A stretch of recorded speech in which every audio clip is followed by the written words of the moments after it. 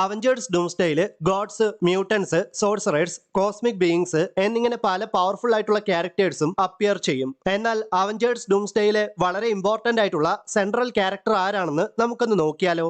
Number 5 Loki. നിലവിൽ MCUവിലെ ഏറ്റവും പവർഫുൾ ആയ ക്യാരക്ടറാണ് ലോക്കി. എന്നാൽ അവഞ്ചേഴ്സ് ഡൂംസ്ഡേയിൽ വളരെ കുറച്ച് സ്ക്രീൻ ടൈം മാത്രമേ ലോക്കിക്ക് ലഭിക്കൂ എന്നാണ് ഇപ്പോൾ അറിയുവാൻ സാധിക്കുന്നത്. Number 4 Steve Rogers. അവഞ്ചേഴ്സ് എന്ന ടീമിന്റെ ബാക്ക് ബോൺ എന്ന് തന്നെ സ്റ്റീവ് റോജേഴ്സിനെ നമുക്ക് വിശേഷിപ്പിക്കുവാൻ സാധിക്കും.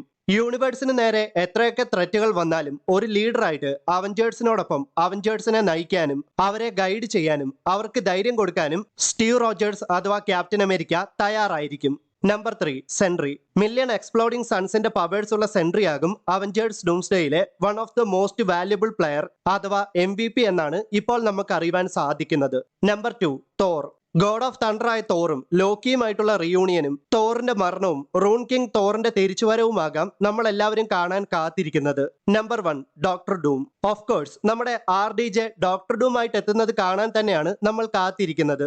ഡോക്ടർ ഡൂം തന്നെയാണ് അവഞ്ചേഴ്സ് ഡൂംസ്ഡേയിലെ വളരെ ഇമ്പോർട്ടന്റ് ആയിട്ടുള്ള സെൻട്രൽ ക്യാരക്ടർ.